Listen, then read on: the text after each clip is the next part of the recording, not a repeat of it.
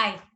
मेरे last video में मैंने आपको बताया था कि इंडियन कॉन्स्टिट्यूशन में जो फंडामेंटल राइट्स गिवन है उसने हमें बहुत सारे ऐसे रेमेडीज भी दिए हैं जिनसे कि उन फंडामेंटल राइट्स का प्रोटेक्शन किया जाता है। सेम उन्हीं में से एक आर्टिकल 13 है जो कि फंडामेंटल राइट्स को प्रोटेक्ट करता है। जैसे कि मैंने लास्ट वीडियो में बताया था, आर्टिकल 32 और आर्टिकल 226 में हम डायरेक्टली सुप्रीम कोर्ट के पास जा सकते हैं या फिर हाई कोर्ट के पास जा सकते हैं in the case of violation of fundamental right. आज के पूरे लेक्चर में हम आर्टिकल 13 के बारे में बात करेंगे, जो कि सबसे पहले हमें आर्टिकल 32 और 226 से भी पहले एक प्रोटेक्शन देता है, जिससे कि फंडामेंटल राइट का वायलेशन होता है, फंडामेंटल राइट को प्रोटेक्शन दिया जाता है। I have also explain in the last video that unless our fundamental rights are being protected, उनका कोई वजूद नहीं रहता। सो चलिए स्टार्ट करते हैं आज का लेक्चर। इस लेक्चर के अंदर बहुत सारे बेंचमार्क केसेस हैं जो हम डिस्कस करेंगे।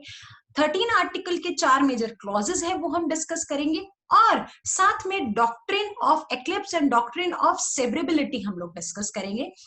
एक बात मैं आपको कहना चाहती हूँ लेक्चर स्टार्ट करने से पहले, आई एम श्योर आपने डॉक्ट्रिन ऑफ एक्लिप्स और डॉक्ट्रिन ऑफ सेवरेबिलिटी सुना होगा, article 13 sub clause 1 sub clause 2 सुना होगा, और I am very sure that it has been very difficult for you। जब हम उसको पढ़ते हैं लॉ की लैंग्वेज में, जब हम पढ़ते हैं तो वो बहुत डिफिकल्ट लगता है।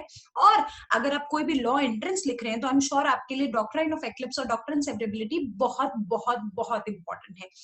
यदि इस लेक्चर के बाद आपको ऐसा लगता है I have made it easy and it has anywhere made a difference, please let me know by commenting। ठीक है, तो चलिए स्टार्ट करते हैं आर्टिकल 13। अब आर्टिकल 13 के अंदर ऐसी कुछ बातें थी जब कॉन्स्टिट्यूशन बना, जब हमने फंडामेंटल राइट्स जो थे उनको कॉन्स्टिट्यूशन में डाला, तो बहुत प्रॉब्लम ये आ रहा था कहीं ऐसा तो नहीं होगा कि स्टेट्स जो हैं वो अपना आर्बिटरी इन्वेजन करेंगे कॉन्स्टिट्यूशन में या फिर फंडामेंटल राइट्स में, वो अपनी मनचाही चीजें चलाएंगे फंडामेंटल राइट्स में। तो सबसे इंपॉर्टेंट जो क्लॉज था वो ये था कि जो फंडामेंटल राइट्स हैं और जो स्टेट्स हैं उनके बीच में रिश्ता अच्छा होना चाहिए। स्टेट्स किसी भी तरीके से अपनी मनमानी करके फंडामेंटल राइट्स को खराब करने की कोशिश ना करें। ठीक है, सो इसी को ध्यान में रखते हुए हमने आर्टिकल 13 की बात की। आर्टिकल 13 में मेजरली 4 प्रिंसिपल्स हैं, article 1 to article 13, sub clause 1, sub clause 2, sub clause 3, सब क्लॉज 4। हम सबसे पहले एक एक करके बात करते हैं। अब देखिए, सब क्लॉजेस पे जाने से पहले आपको ये देखना होगा कि हमारे पास कॉन्स्टिट्यूशन जब आया, कॉन्स्टिट्यूशन आया हमारे पास कब आया? कॉन्स्टिट्यूशन आया 26 of January 1950। This is the date on and after this all the fundamental rights were active। ठीक है, इसी दिन से हमारे पास फंडामेंटल राइट्स आए। तो हमें ये देखना होगा कि ऐसे बहुत सारे लॉज थे जो कि कॉन्स्टिट्यूशन से पहले भी थे, कॉन्स्टिट्यूशन से पहले भी लागू हुआ करते थे, कॉन्स्टिट्यूशन से आने से पहले भी बहुत सारे लॉज थे जो हम फॉलो करते थे। लेकिन हमारे पास इस तारीख को फंडामेंटल राइट्स आ गए, और उससे पहले हमारे पास बहुत सारे लॉज थे। तो आर्टिकल 13 सब क्लॉज 1 को जरा अच्छे से समझने के लिए आप ये देखिए कि जो हमारे पास बहुत सारे पहले लॉज हुआ करते थे, और जब फंडामेंटल राइट आ गए 26 जनवरी 1950 को, यदि ऐसा कोई भी लॉ जो कि पहले एग्जिस्ट करता था और वो लॉ फंडामेंटल राइट के साथ में मतलब साथ में उसके पैरेलली काम नहीं करता, तो हम उस लॉ को नहीं मानेंगे। फॉर एग्जाम्पल, इसका एग्जाम्पल हम लेते हैं। फॉर एग्जाम्पल, पहले कभी कोई लॉ हुआ करता था, कॉन्स्टिट्यूशन से पहले एक लॉ हुआ करता था that you do not have a right to speech. ठीक है, उस पूरे लॉ के अंदर ऐसा लिखा हुआ था कि आपको राइट टू स्पीच नहीं है। अब जैसे ही 26/1 को कॉन्स्टिट्यूशन आया, फंडामेंटल राइट ने कहा that we do have a right to speech, तो ऑटोमेटिकली क्या होगा कि इसके अंदर से ये वाला पर्टिकुलर क्लॉज जो है वो हट जाएगा, इसका कोई भी मायना नहीं रहेगा। यही बात कहता है आर्टिकल 13 सब क्लॉज 1 कि यदि कोई भी ऐसा लॉ जो कि कॉन्स्टिट्यूशन से पहले था और वो फंडामेंटल राइट के साथ में नहीं चलता, उसके भाईचारे में नहीं चलता, तो हम उसको मान्यता नहीं देंगे। ठीक है, अभी इसको और अच्छे से समझने के लिए हम 2 डॉक्ट्रिन पढ़ते हैं। क्या कहता है? Doctrine of severability and doctrine of eclipse. इसके लिए बड़ा अच्छा बेंचमार्क केस है। ये केस आपसे अलग से भी पूछ सकता है, तो प्लीज केस का नाम जरूर लिख लीजिएगा। सबसे पहला केस मेरे पास है AK गोपालन वर्सेस स्टेट ऑफ मद्रास का। AK गोपालन वर्सेस स्टेट ऑफ मद्रास के केस में क्या हुआ था कि मेरे पास एक प्रिवेंटिव डिटेंशन एक्ट हुआ करता था। ठीक है, पहले की बात है ये। प्रिवेंटिव डिटेंशन एक्ट जो था वो ये कहता था कि आपको अपने ग्राउंड्स ऑफ डिटेंशन कोर्ट को डिस्क्लोज नहीं करने। ठीक है, आपको अपने ग्राउंड्स ऑफ डिटेंशन कोर्ट को डिस्क्लोज नहीं करने।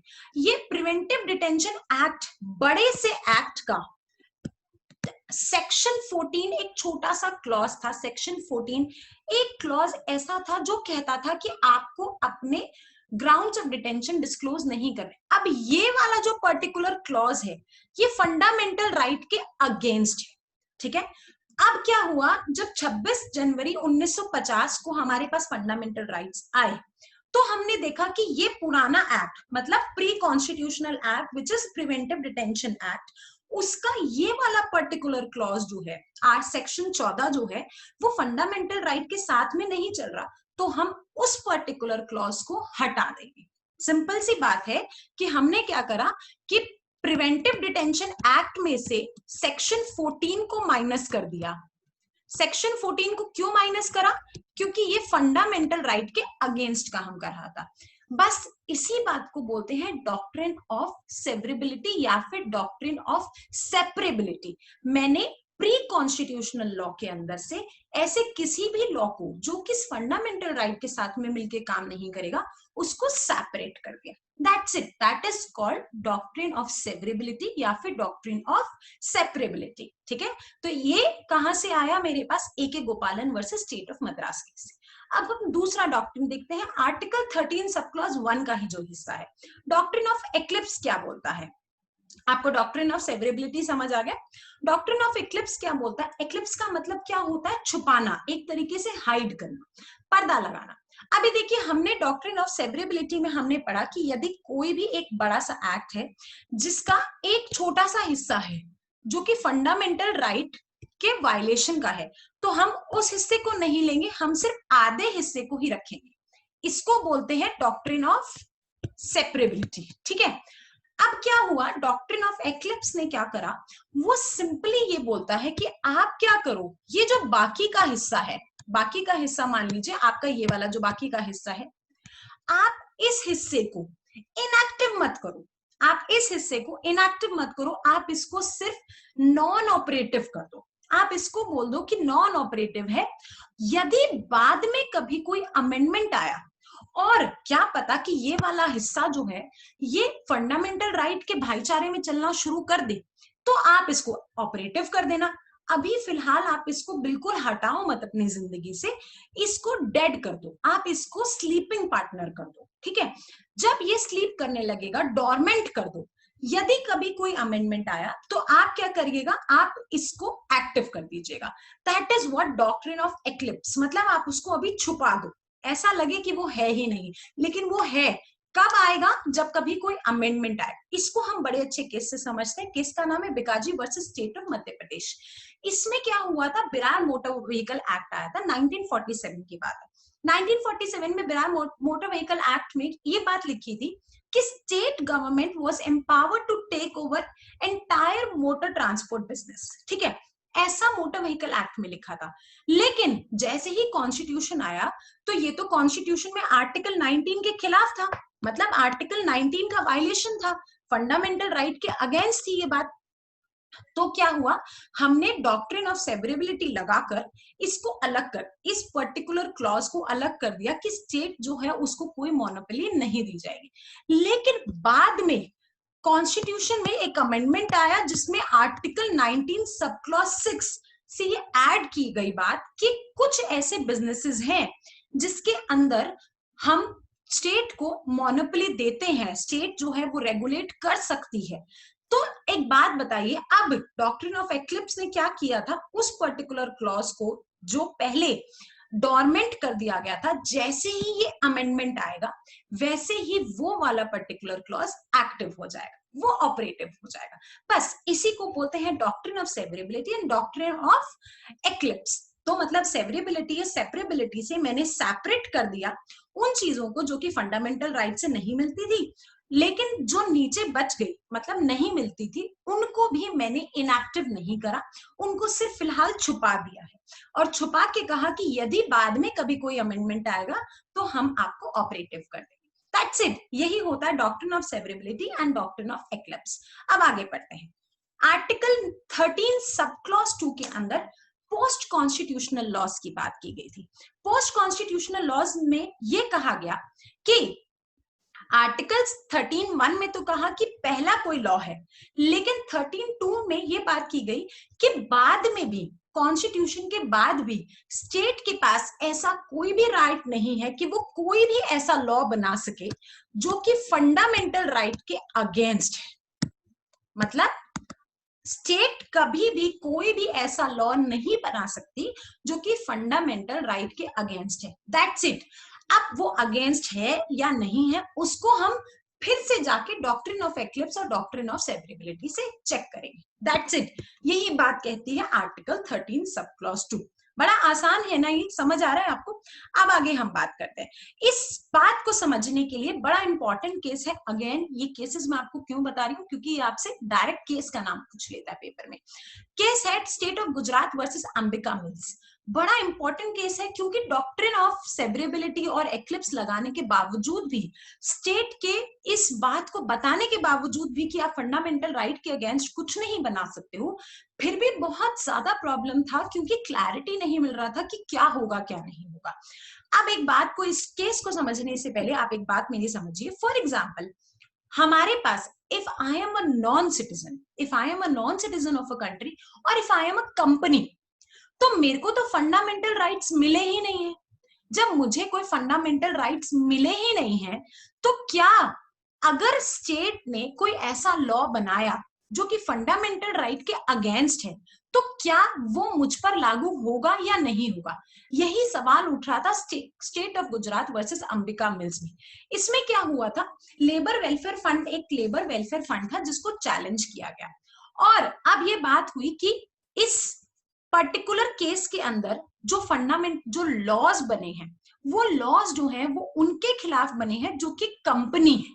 ठीक है, ये तो देखिए ये एक कंपनी है, मतलब कि ये तो सिटीजन है ही नहीं ना, ये तो सिटीजन ही नहीं है।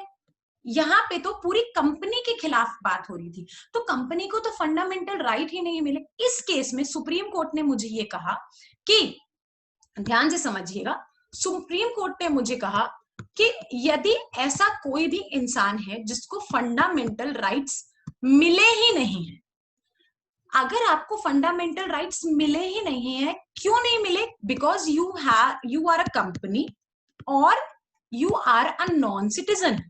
यदि ऐसा कुछ है तो आपके पास फंडामेंटल राइट होंगे। जब आपके पास फंडामेंटल राइट ही नहीं है तो फिर उनका वायलेशन कैसा? यदि आप कंपनी और नॉन सिटीजन है और ऐसा कोई स्टेट ने लॉ बनाया है जिसमें कोई पर्टिकुलर क्लॉज जो है वो फंडामेंटल राइट के अगेंस्ट है, तो आपके लिए वो ऑपरेटिव होगा क्योंकि आपको तो फंडामेंटल राइट्स मिले ही नहीं थे। ठीक है, एक और एग्जांपल से समझते हैं कि स्टेट ने एक लॉ निकाला, उसमें एक पर्टिकुलर क्लॉज था जो कहता था कि you do not have right to profess any religion. ठीक है, अब वो लॉ जो था वो 4 लोगों को मिला, इसमें से ये वाला जो बंदा था वो एक कंपनी था। इन तीनों लोगों को तो फंडामेंटल राइट्स मिले हुए थे, तो इनके लिए वो ऑपरेटिव नहीं होगा क्योंकि वो फंडामेंटल राइट के अगेंस्ट है। लेकिन इसके लिए वो ऑपरेटिव होगा, इसके पास वो ऑपरेशन में जाएगा that he do not have a right to profess any religion, because इसके पास तो ओरिजिनली फंडामेंटल राइट्स ही नहीं थी। जब फंडामेंटल राइट्स ही नहीं थे तो उनका वायलेशन कहां से आया? समझ आ रहा है आपको? So this is article 13 sub clause 2। ठीक है, क्या बोलता है? सुप्रीम कोर्ट ने कहा that such sections will be still be operative to non citizen and companies. Okay, आगे बात करते हैं 13 सब क्लॉज 3।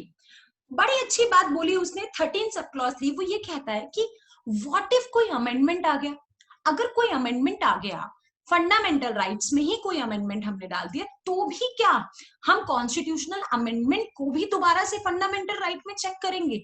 यदि मैंने कॉन्स्टिट्यूशन के फंडामेंटल राइट में ही कोई अमेंडमेंट कर दिया, तो क्या मैं दोबारा से डॉक्ट्रिन ऑफ सेवरेबिलिटी या डॉक्ट्रिन ऑफ एक्लिप्स लगाऊंगा उसके अंदर? So this was the question, the question was solved in article 13 sub clause 3। इसके लिए मैं आपको 4 केसेस बताती हूँ, बड़े अच्छे अच्छे केसेस हैं। पहला है Shankari Prasad case. Shankari Prasad case first amendment of Indian constitution 1951 में लैंड रिफॉर्म्स लेकर आया था। उसमें ये बात की गई थी कि यदि कोई भी ऐसा लॉ बना है जो कि कॉन्स्टिट्यूशनल अमेंडमेंट है, तो कॉन्स्टिट्यूशनल अमेंडमेंट जो है वो इसका हिस्सा नहीं बनेंगे। ठीक है। अब दूसरा केस आया गोलकनाथ केस। गोलकनाथ केस ने ओवररूल कर दिया इस बात को कि कॉन्स्टिट्यूशनल अमेंडमेंट्स जो हैं वो इसके अंदर इंक्लूड होंगे। ठीक है। यदि आपने मेरा वीडियो देखा हो एक, जिसमें मैंने केशवानंद भारती, गोलकनाथ केस और मिनर्वा मिल्स को बहुत डिटेल में एक्सप्लेन किया है कि ये तीनों केसेस का क्या रिलेशनशिप है और किस तरीके से बेसिक स्ट्रक्चर या फिर फंडामेंटल राइट्स के अमेंडमेंट की बात की गई है, जुडिशियल रिव्यू की बात की गई, उसमें मैंने आपको साफ बताया था कि जब गोलकनाथ केस आया था उसके बाद 24th अमेंडमेंट आया था, और 24th अमेंडमेंट ने बड़ा इंपॉर्टेंट रोल प्ले किया था। जुडिशरी और पार्लियामेंट की सुप्रीमेसी की लड़ाई हो रही थी। ठीक है। तो गोलकनाथ केस ने कहा कि कॉन्स्टिट्यूशनल अमेंडमेंट जो है वो उसमें इंक्लूड होगा, लेकिन जैसे ही 24th अमेंडमेंट आया उसने ये कहा कि यदि हम आर्टिकल 368, क्या कहता है article 368? Article 368 prescribes the procedure of the constitutional amendment, है ना। यदि आर्टिकल 368 से हम लोगों ने 13 क्लॉज 4 डाला, और 13 क्लॉज 4 ये कहता है कि यदि हमने फंडामेंटल राइट में कोई अमेंडमेंट किया है तो उसके ऊपर ये लागू नहीं होगा। Even if it is against the fundamental right, even if it is against the basic nature of the fundamental right, still it will not be applicable. ये बात 24th अमेंडमेंट में लाई गई, और केशवानंदा भारती केस के अंदर भी यही बात की गई कि यदि 13 क्लॉज 4 कहता है कि अगर कोई भी बेसिक स्ट्रक्चर की बात की गई थी ना केशवानंदा भारती में, कि आप कुछ भी बदल लो कोई प्रॉब्लम नहीं है, आप अमेंडमेंट ले आओ, लेकिन उसका बेसिक स्ट्रक्चर नहीं हिलाओगे आप। ठीक है। So these are the 4 cases and simply so article 13 sub clause 4 which is the last sub clause of article 13, जो ये कहता है कि यदि आर्टिकल 368 से कोई अमेंडमेंट आया है, चाहे वो फंडामेंटल राइट के बेसिक स्ट्रक्चर के खिलाफ ही क्यों ना हो, उसके अंदर ये चीजें इंक्लूड नहीं होंगी। So this was doctrine of eclipse, doctrine of severability, जहां पर आप pre constitution, post constitution and during the constitution चीजों को चेक करते हो, और आर्टिकल 13 आपको इस तरीके से प्रिवेंशन देता है कि आपके फंडामेंटल राइट्स ना हिल सके। आई होप ये बड़ा इंपॉर्टेंट सा आर्टिकल है जो मैंने अपनी पूरी कोशिश की है कि आपको बड़ी आसान भाषा में समझा सकूं और आपको पूरा समझ आ सके। These are the very important benchmark cases, please इनके नोट्स बना लीजिएगा, लिख लीजिएगा, क्वेश्चन कहीं से भी टेढ़ा मेढ़ा करके पूछ सकता है। I hope you like the lecture, please let me know if you need anything else. Thank you so much. Bye-bye.